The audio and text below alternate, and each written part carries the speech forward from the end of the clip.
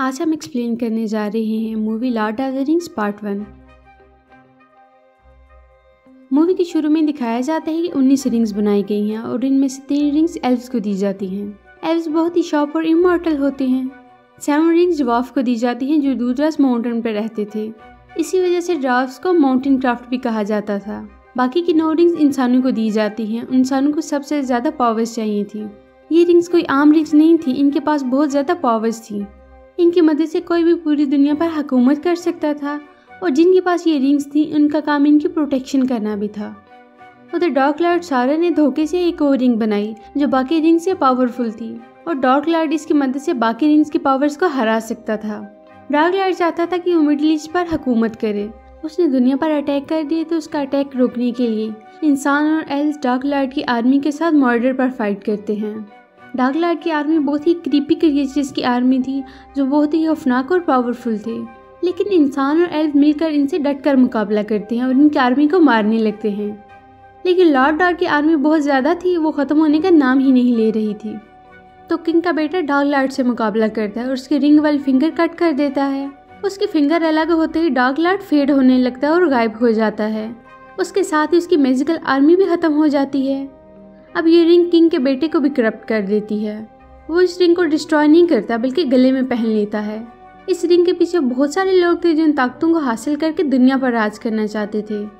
तो इस किंग को भी वो इस रिंग के लिए मार देता है। वो रिंग पानी में 25 साल के लिए खो जाती है। एक दिन ये रिंग गोलम को मिलती है। ये रिंग उसके पास 500 साल तक रहती है। जब उससे भी ये रिंग खो जाती है तो एक हॉबिट बिल्बो बिगिंस इस रिंग को खोज लेता है। उसे इस रिंग की हिस्ट्री के बारे में ज़रा भी अंदाज़ा नहीं था। इसके पास 60 सालों से थी। अब 111वीं सालगिरह सेलिब्रेट कर रहा था। उसके बहुत से दोस्त की खुशी में शामिल होने उसके घर आते हैं। उन्हीं में उसका दोस्त गैंडल्फ भी आया हुआ है। अब पार्टी में बिल्बो सबको बताता है कि वो सब कुछ छोड़कर एक एडवेंचर के लिए निकल रहा है। गैंडल्फ को पता लगता है उसके घर में डार्क लॉर्ड की रिंग है। वो उससे पूछता है। बाद में उस रिंग को अपने घर में अपने नेफ्यू के लिए छोड़कर अपने एडवेंचर पर निकल जाता है। वहाँ बिल्बो का नेफ्यू फ्रोडो आता है। गैंडल्फ उसे वो रिंग देता है और उसकी हिस्ट्री जानने के लिए चला जाता है। अब उसे पता चलता है कि डार्क लॉर्ड के लोग गोलम तक पहुँच जाते हैं और इसे रिंग के बारे में पूछते हैं। वो उस पर टॉर्चर करते हैं तो वो जिस 2 वर्ड्स बताता है, शायर और बैगिंस। अब गैंडल्फ जल्दी से शहर में फ्रोडो के पास आता है और उसे एक विलेज बरी में भेजता है और खुद वो अपने दोस्त सोरेमान के पास चला जाता है। लेकिन उसे यहाँ पता चलता है कि सोरेमान भी करप्ट हो चुका है। वो डार्क लॉर्ड के लिए काम कर रहा है। वो अपने आदमी फ्रोडो को ढूंढने भेज चुका है जो उसे मारने के लिए गए हैं। सोरेमान गैंडल्फ को कहता है कि तुम भी डार्क लॉर्ड की आर्मी में शामिल हो जाओ, लेकिन वो नहीं मानता तो सोरेमान उस पर अटैक करता है। दोनों में फाइट होती है, लेकिन सोरेमान डार्क लॉर्ड के मैजिक के अंदर था तो वो गैंडल्फ को मारता है और उसकी मैजिकल स्टिक छीनकर उसे कैद कर लेता है। उधर फ्रोडो सेमवाइस के पास पहुंच जाता है और वहाँ उन्हें अपने जैसे हॉबिट मिलते हैं, लेकिन नाज़गुल उनका पीछा कर रहा है। एक जगह वो उनके करीब पहुंच जाता है तो सब एक ट्री के नीचे छुप जाते हैं। वो उनके बिल्कुल करीब आ जाता है तो फ्रोडो घबराकर वो रिंग पहनने लगता है, लेकिन उसका दोस्त सैम उसे रोक देता है। वो नाज़गुल का ध्यान भटकाकर बच जाते हैं। रात को एक दफ़ा फिर नाज़गुल उन्हें देख लेता है। वो भागते हैं और भागते भागते रिवर पर बोट पर पहुंच जाते हैं, लेकिन फ्रोडो अब भी पीछे था। नाज़गुल उसको पकड़ने के लिए उसके पीछे था। वो उसे पकड़ने ही वाला होता है कि जंप करके वो बोट पर आ जाता है और बच जाता है। अब यहाँ से वो विलेज बरी में पहुँचते हैं, लेकिन यहाँ आकर उन्हें पता चलता है कि गैंडल्फ तो 6 मंथ से यहाँ पहुँचा ही नहीं है। अब उन्हें कुछ समझ नहीं आ रहा होता है कि वो क्या करें। वो ये सोच ही रहा होता है कि इस रिंग के असर की वजह से उसे चक्कर आते हैं और वो गिरने लगता है। वो रिंग भी इसके हाथ से छूट जाती है। उसे पकड़ने की कोशिश में वो रिंग इसकी फिंगर से चली जाती है और वो गायब हो जाता है। तो वो एक अलग दुनिया में पहुँच जाता है। नाज़गुल को भी इस रिंग के पहनने की वजह से इसकी लोकेशन पता चल जाती है। इस जगह पर फ्रोडो अजीब दुनिया देखता है तो वो घबरा कर रिंग वापस उतार देता है। तो वो उसी जगह वापस आ जाता है जहाँ वो गिरा था। वहाँ स्ट्राइडर होता है, उसे अपने साथ ले जाता है। स्ट्राइडर ने कहता है कि काफ़ी वक्त गुजर चुका, गैंडल्फ नहीं पहुँचे, हम उनका और वेट नहीं कर सकते, आगे बढ़ना होगा। और डार्क लॉर्ड के सिपाही उसके गुलाम हैं, वो तुम लोगों को ढूंढे बगैर उस रिंग को हासिल किए बगैर वापस नहीं जाएंगे। अब स्ट्राइडर इन लोगों को लेकर रेवेंडल की तरफ जाता है। रास्ते में रात हो जाती है तो वो रेस्ट के लिए एक पहाड़ की चोटी पर चले जाते हैं। स्ट्राइडर उन्हें स्वॉर्ड्स देता है और खुद एक एरिया चेक करने के लिए निकल जाता है। फ्रोडो की आंख लग जाती है तो बाकी हॉबिट्स आग जला लेते हैं। फ्रोडो की आंख खुलती है तो वो शाउट करता है और आग बुझा देता है, लेकिन देर हो चुकी थी। डार्क लाइट के सिपाही वो आग देख चुके थे और वो वहाँ आ जाते हैं। वो इनको घेर लेते हैं। वो सब होबेट्स को पीछा करके फ्रोडो की तरफ बढ़ते हैं। फ्रोडो को कुछ और तो समझ नहीं आता, वो रिंग पहन लेता है और उस जगह से गायब हो जाता है। लेकिन नाज़गुल अब भी उसे देख पा रहा था और यहाँ डार्क लाइट का किंग आ जाता है, जो अपनी स्वॉर्ड से उसे जख्मी कर देता है। अब यहाँ स्ट्राइडर आता है और सबसे फाइट करने लगता है और डार्क लाइट के सभी सोल्जर्स को मार देता है। वो फ्रोडो को यहाँ से लेकर निकल जाता है क्योंकि वो उनका पीछा कभी नहीं छोड़ेंगे। अब सीन बदलता है और सुलेमान डार्क लाइट के आर्डर पर आर्मी बनाना शुरू कर देता है। अब हम एल आर्विन को देखते हैं। वो और स्ट्राइडर एक दूसरे को पसंद करते हैं। वो वहाँ उनके पास आकर फ्रोडो की मदद करती है और उन्हें अपने साथ लेकर चल पड़ती है। डार्क लाइट की आर्मी उनके पीछे होती है तो वो उनसे बचते हुए एक जगह पानी होता है वहाँ से पार चले जाते हैं। जब डार्क लाइट की आर्मी पानी से गुजरने लगती है तो वो मैजिक करती है और वो उससे पानी में बह जाते हैं। फ्रोडो की हालत अब भी ठीक नहीं है। वो उसे लेकर जल्दी से रिवेंडल पहुंचती है। वहाँ आर्विन के फादर फ्रोडो का इलाज करते हैं। तो जब फ्रोडो को होश आती है तो वो देखता है कि वहाँ गैंडल्फ बैठे हैं। वो बताते हैं कि उन्हें एल्व्स ने बचा लिया था। यहाँ फ्रोडो अपने अंकल बिल्बो से मिलता है। वो उन्हें कहता है कि मैं आपकी तरह नहीं हूँ, मैं एडवेंचर नहीं कर सकता। अब चूंकि रिंग यहाँ सेव है तो मैं अपने घर वापस जाना चाहता हूँ। एल्विन के फादर अब इंसानों, एल्व और ड्वार्फ्स की मीटिंग बुलाते हैं। गैंडल्फ एल्विन के फादर को कहते हैं कि हमें इंसानों पर ट्रस्ट करना चाहिए, लेकिन वो कहते हैं कि इंसानों के ही एक बादशाह ने डार्क किंग को मारने के बाद लालच में आकर वो रिंग खुद रख ली थी। हम उन पर ट्रस्ट नहीं कर सकते। एल्विन और स्ट्राइडर मिलते हैं। यहाँ हमें पता चलता है कि स्ट्राइडर उसी किंग का बेटा है जिसने वो रिंग चुराई थी, लेकिन स्ट्राइडर इन सब बातों से अलग हो गया था। एल्विन स्ट्राइडर से बहुत प्यार करती थी, इसलिए वो अपना मैजिकल नेकलेस उतार देती है और एक आम इंसान बनकर स्ट्राइडर के साथ रहना चूज करती है। इस नेकलेस को उतार कर वो इमॉर्टल नहीं रही और आम इंसानों की तरह जब वक्त आएगा मर जाएगी। ये वो स्ट्राइडर के प्यार की वजह से करती है। काउंसिल मीटिंग में इंसान, ड्वार्फ और एल्व्स इकट्ठे होते हैं, लेकिन इनमें से कोई भी इस रिंग को डिस्ट्रॉय करने के लिए राजी नहीं था, क्योंकि वो जानते थे कि ये बहुत खतरनाक है और अगर इसे डिस्ट्रॉय करने की कोशिश की गई तो बहुत तबाही आएगी। यहाँ सबको ये बात भी पता चलती है कि स्ट्राइडर गुंडोर का किंग है, वो एरागोन है। अब इस रिंग को कोई भी डिस्ट्रॉय करने के लिए तैयार नहीं था, तो फ्रोडो आगे आता है और इस रिंग को डिस्ट्रॉय करने की जिम्मेदारी लेता है। तो अब एल्व्स, ह्यूमंस और ड्वार्फ फ्रोडो की हिफाजत की जिम्मेदारी लेते हैं।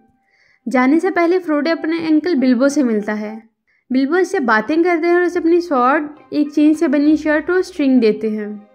अब फ्रोडो मॉर्डर के सफ़र के लिए निकलता है। इस सफ़र में इसके साथ सैम, गैंडल्फ, स्ट्राइडर, एल्व्स और ह्यूमन दोस्त हैं। इस सफ़र के दौरान एक जगह वो देखते हैं कि सरमान अपने कुछ परिंदों की मदद से इन पर नज़र रखे हुए है, तो उनसे बचने के लिए वो रास्ता चेंज कर लेते हैं। लेकिन अब वो गलत रास्ते पर आ गए थे। वो बर्फानी पहाड़ों पर थे, जो कि बहुत ही मुश्किल रास्ता था। यहाँ सरमान अपने मैजिक की मदद से बर्फानी तूफान ले आता है, इसलिए उनका आगे बढ़ना नामुमकिन था। तो उन्हें गार नज़र आती है। वो इसमें चले जाते हैं। वहाँ वो देखते हैं कि बहुत सारे ड्वार्फ मरे हुए हैं। वो उन्हें देख रहे होते हैं कि वहाँ पानी के अंदर से एक अजीब सा क्रिएचर फ्रोडो को पकड़ लेता है। ड्वार्फ, एल्व्स और ह्यूमन दोस्त मिलकर उसे बचाने के लिए इस क्रिएचर से फाइट करते हैं। वो क्रिएचर फ्रोडो को खाने ही वाला था कि सब उसे मारकर फ्रोडो को बचा लेते हैं। इसी दौरान फ्रोडो के फ्रेंड से एक स्केलेटन पास ही कुएं में गिर जाता है। उसे डार्क लाइट की आर्मी को उनकी लोकेशन का पता चल जाता है और वो फौरन इस जगह पर आकर इन पर अटैक कर देते हैं। वो दरवाज़ा बंद करके उन्हें रोकने की कोशिश करते हैं, लेकिन वो बहुत पावरफुल थे, इसलिए दरवाज़ा उन्हें नहीं रोक पाता और वो अंदर आ जाते हैं। वो सब मिलकर इनसे फाइट करते हैं, उन्हें काफ़ी ज़्यादा नुकसान पहुंचाते हैं। लेकिन वहाँ एक बहुत बड़ा और खौफनाक मॉन्स्टर आ जाता है। वो इससे फाइट करते हैं, लेकिन वो फ्रोडो की जान लेने आए थे। वो उसी पर अटैक करता है। उसके साथी से बचाने की पूरी कोशिश कर रहे थे। उस मॉन्स्टर से मुकाबला करते हैं।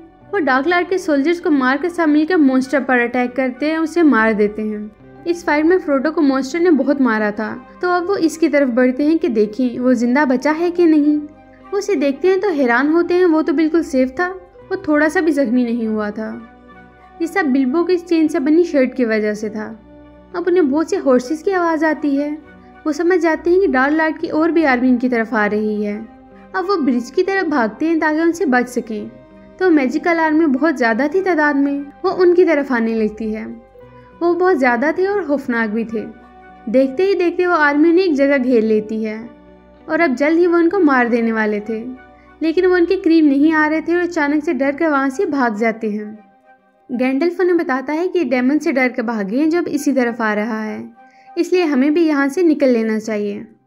वो वहाँ से भागते हैं तो डार्क लॉर्ड की आर्मी फिर से उनकी तरफ बढ़ने लगती है। एक जगह से उन्हें जंप लगाकर आगे जाना था। सब उनसे फाइट करते हुए आगे बढ़ते हैं, लेकिन फ्रोडो और एरागोन पीछे रह जाते हैं।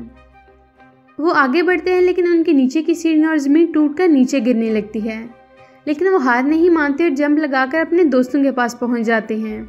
इस सारे सफ़र में गोलम उनका पीछा कर रहा था, जिसे वो रिंग वापस चाहिए थी। उसकी लाइफ रिंग के गिर्द घूमती थी। वो डेमन उनके पीछे था तो गैंडल्फ डिसीजन लेता है कि वो डेमन से फाइट करेगा और बाकी लोगों को कहता है कि आप सब ब्रिज की तरफ बढ़ें। गैंडल्फ डेमन से फाइट करता है और उसे हराकर वापस उसकी दुनिया में भेज देता है, लेकिन जाते हुए गैंडल्फ का पाँव पकड़ लेता है और खींचकर उसे भी अपने साथ ले जाता है। ये देखकर सब दुखी हो जाते हैं और रोने लगते हैं, क्योंकि गैंडल्फ के साथ इनकी अटैचमेंट काफ़ी अच्छी थी। वो ये दुख बर्दाश्त नहीं कर पा रहे थे, लेकिन उन्हें किसी भी हाल में आगे बढ़ना था, तो वो सब आगे बढ़ने लगते हैं और एक फॉरेस्ट में पहुंच जाते हैं। इस फॉरेस्ट पर एक वाइट विच की हुकूमत थी। इसके सिपाही आकर उन्हें पकड़ लेते हैं और उसके पास ले आते हैं।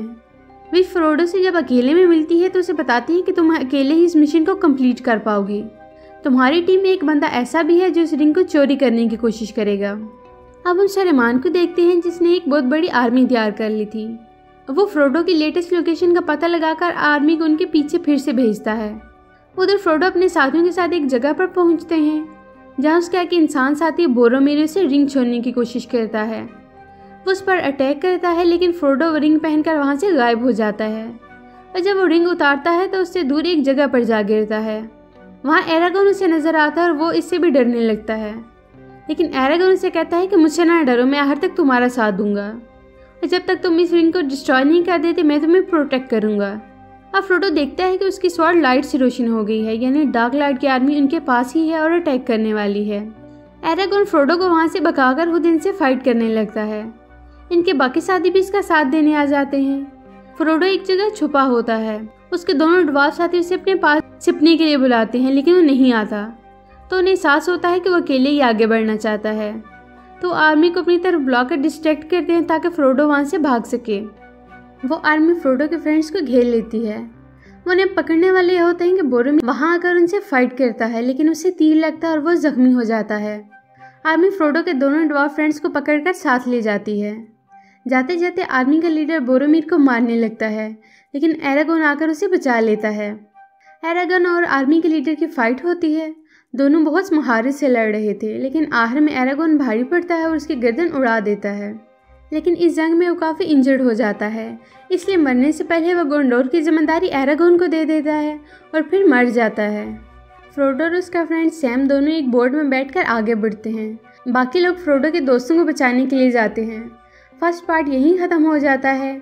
आगे की कहानी सुनने के लिए नेक्स्ट पार्ट देखें। तो दोस्तों, कैसी लगी आपको हमारी आज की वीडियो? अगर आपको हमारी वीडियो अच्छी लगी तो हमारी वीडियो को लाइक करें, शेयर करें, हमारे चैनल को सब्सक्राइब करें, ताकि इस तरह की इंटरेस्टिंग वीडियोज़ आपको मिलती रहें।